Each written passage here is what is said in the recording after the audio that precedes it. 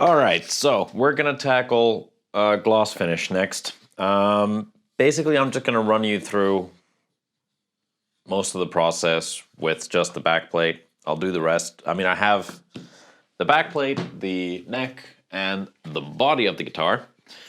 And of course, I'm gonna do the whole lot, but there's no point in me really filming everything because it doesn't change too much from the matte finish. The only reason as well The other reason as well why I'm not really going to be filming everything is because, frankly, I'm a bit tired. I'm probably going to stumble over my words, and I just want to sit back, relax, and enjoy some of Matt Heafy's streams while I work. So I'm going to run you through each step. It's not that different. There's just a couple of steps along the way to get the best out of your glossy finish. What we're going to start with is we're going to start by aiming to get things flat. And we're going to start with 800 wet and dry and going to try and get everything as flat as possible. Now we've only been doing scuff sanding so that we have some adhesion to the next layers of paint or clear coat.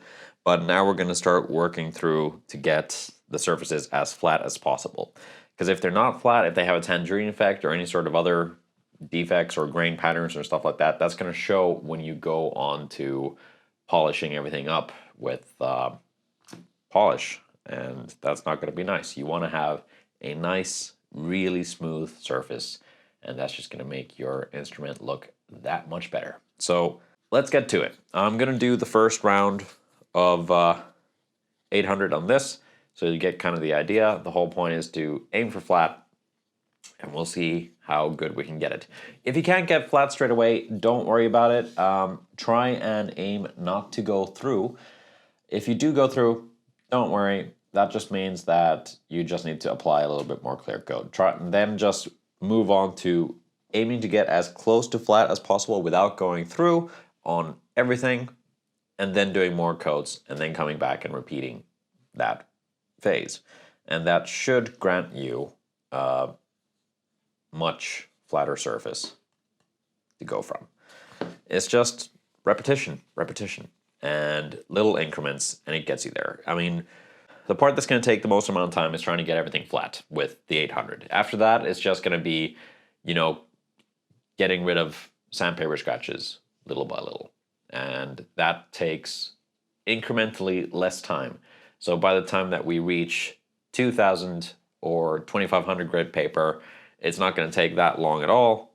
And then we're already pretty much seeing the finish line.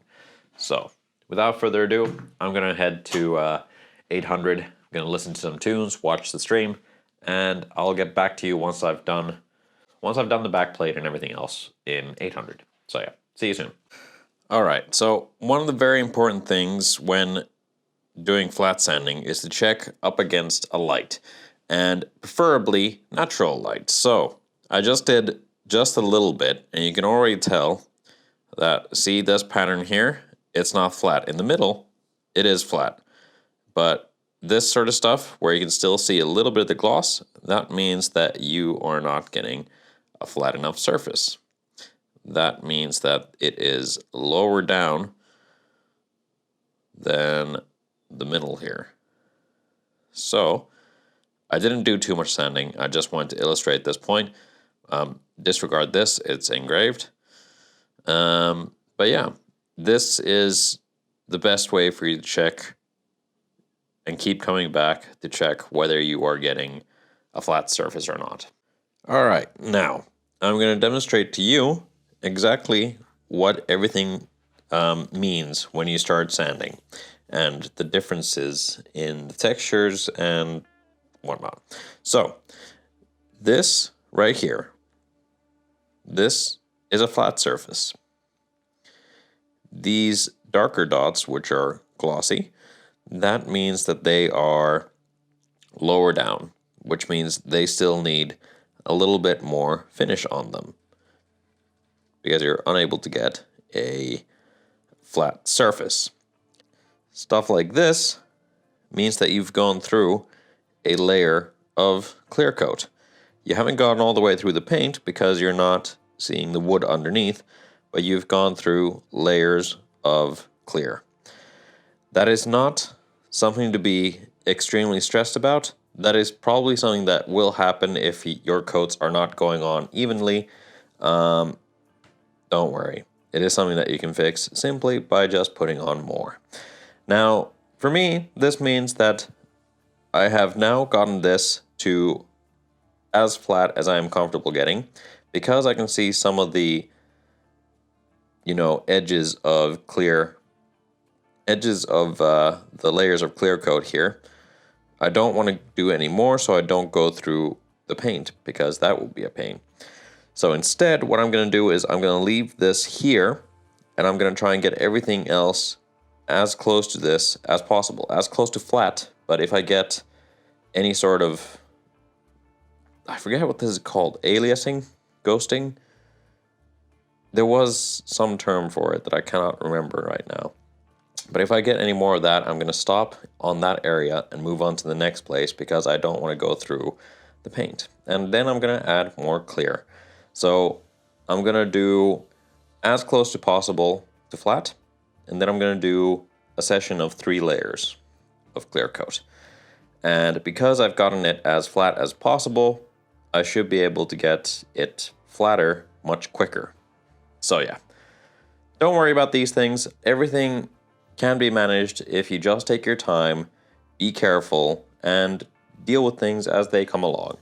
Now, if I were to just leave this and take this as a failure sort of thing, and then put more clear coats all on everything, I will probably go through somewhere else, because I haven't gone through the steps to get it to this point. So that's why it's always good to get everything uniform and only then add more to it. All right, so that's what I'm going to do today. I'm going to be spraying tomorrow because I don't have any more spray. I need to go buy some more. And yeah, we'll go from here. Alrighty, so now we have done the correcting layer, or correcting layers of clear coat. And we're going to go back with some 800 grit to work on getting this flat sanded. Now, again, just going to be using a block and really carefully trying to get this flat.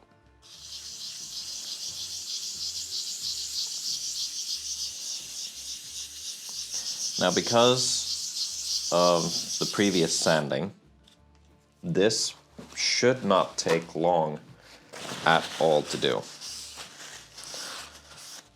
In fact, by the looks of it, this is already getting pretty good.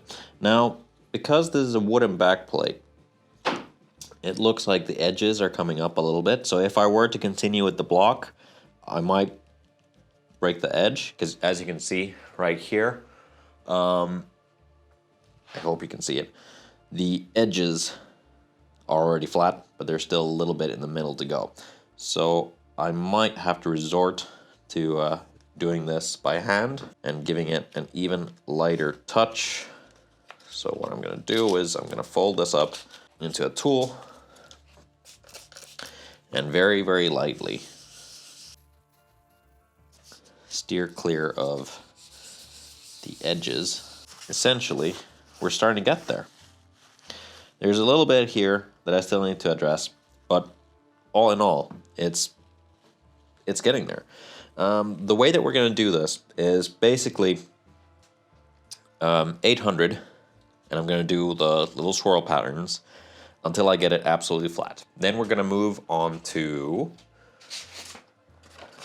1K, so 1000 grit, and that's where it starts to kind of get different. So the 800 I'm going to do in circles, then the 1000 I'm going to do in one direction, then the 1200 I'm going to do in another direction, and then finally, usually I would have 1500 and then 2000 and 2500. Now I only have 2000 because I couldn't find a store that had any. I couldn't order some. So one way, the other way, and then 2000, I'm going to do circles again. The only reason why I'm changing directions is so that if, when I'm doing the 1K, I see swirls, then I know that those are 800 scratches and I need to get rid of them. If, when I'm doing the 1200 and I go this way and I see scratches going either circles or that way, I know which grit is which. And then finally for the 2K, at this point I should already have gotten rid of all the swirls from the 800, so if I see anything that isn't a swirl pattern, so if I see scratches going this way or that way, I know that it's either 1200 or 1000 grit. Now, that way I'll know what grit to go to. So with the 1K, it's basically just getting rid of 800 grit sand marks. With the 1200 grit, if I see 800 scratch marks, I'll go back to the 1000. If I see 1000 grit, I'll just get rid of them. With the 2K, if I see 1000 grit scratches, I'll go back to 1200. And then, again, I should be getting rid of 1200 grit scratches. It's just a matter of repetitions and just getting rid of any small incremental scratches. And the best way to check that is always up against a light. So a natural source of light, which would be a window or something like that. All right, so I'm gonna get this flat and then I'll show you how to approach the 1K and above. All right, now I have this pretty much flat and I'm gonna move on to the 1K. So as I can't trust the block, you should do flat surfaces with a block, but because this isn't absolutely flat, I don't want to break the edges. So just ever so slightly, I'm not putting any pressure on the sandpaper as such. And basically just letting the sandpaper itself do the job. And now I should see up against a light source if I have any swirl marks, which I actually don't. There's a little bit. I need to do a little bit more, but basically all the scratches I'm seeing are going this way. I wonder if you can actually catch that on the camera. Not really. Okay, well, essentially there's a little bit of swirls right here. Now, if I don't get rid of those, they're gonna show when I actually polish up the surface. So very carefully so I don't break the edge. Just gonna sand away all of that swirl. And it's very important to constantly kind of clean up all the water and keep going back and looking at your work as you're progressing, just so that you have a better understanding of what exactly is happening. Still got just a little bit there and there. So I'm gonna get rid of those and then we're gonna come back with the 1200 and see how that progresses. All right, and now moving on with the 1200. And I'm gonna be doing sanding this way. And again, I'm really not using almost any pressure at all to do this because I don't want to create divots and I don't want to break the edge or edges of this backplate. So a couple of passes throughout, clean off all the water. And now what I'm looking for is I'm looking for scratches going this way. As was to be expected, there's some still to get rid of, but no matter. That is exactly as was intended.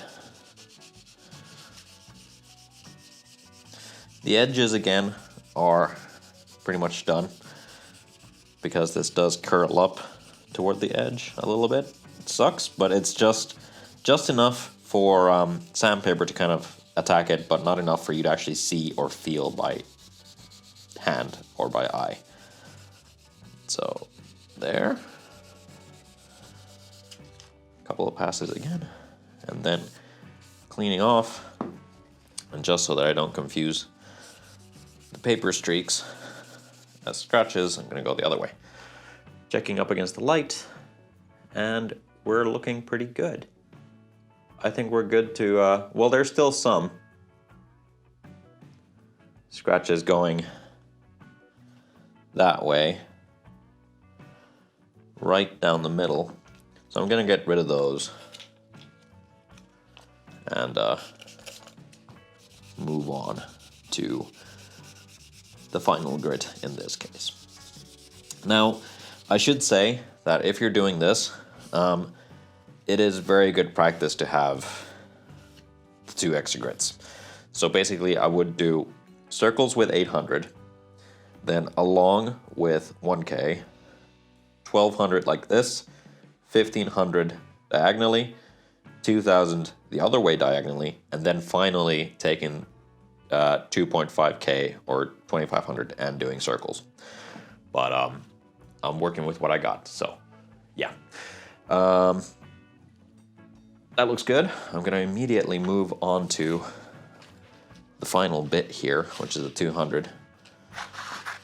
And we're gonna do circles with this one. And then it's just a matter of polishing it up. So once again, always folding up as a tool, wetting the surface. And basically the higher up you get in grits, the less effort you actually need to do, because there's less and less material that you're taking off. You're just basically removing scratches from previous rounds.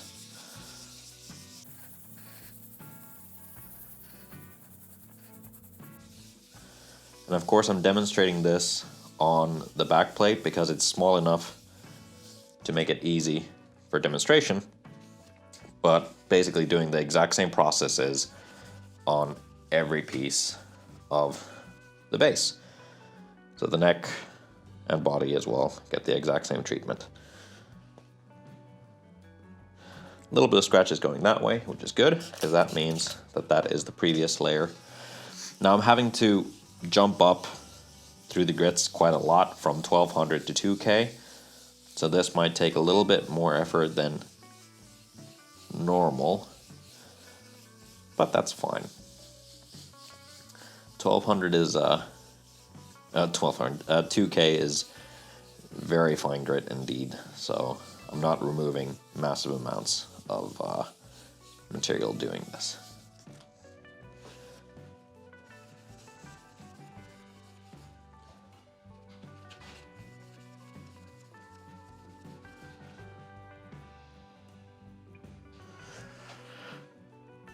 All right, looks pretty damn good.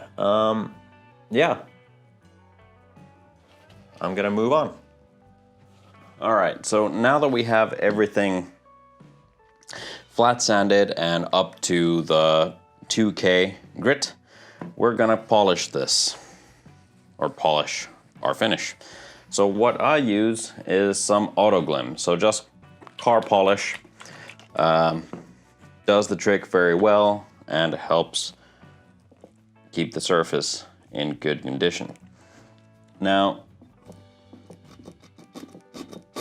you can easily just put plenty on and then start buffing it out. Mostly just move the polish all around, everything. Cover it up, and then just start using some elbow grease to polish it up. And slowly but surely, you'll start seeing the results of all your hard work. So yeah, if you have a buffing wheel, this of course is a hell of a lot easier, but basically this is right around what we're looking for. Now you can see with this back plate that it's not polished up quite perfectly. that is due to some sanding errors in it. You can see some of the scratches, and that's exactly what I mean by trying to get rid of scratches in between layers. While it is ultimately pretty good, it's not completely uniform. You can see the scratches right there as I move this around, there especially now. Now the aim is to get rid of these scratches. So that's the basic principle of getting a very good gloss finish, but this backplate particularly, I have to do a little bit more work on. I have to go back and sand a little bit more just to get a really, really nice sheen on it. But basically, we're aiming to get that sort of mirror polish on everything. Also worth noting that whenever you're working with solid colors, black especially, it is extremely unforgiving and will show scratches from very far away. So if you have something that isn't a solid color, you should be somewhat better off than working on a solid color. But I'm gonna get back to work on getting this perfect, and then I will show you the results of the entire instrument polished up.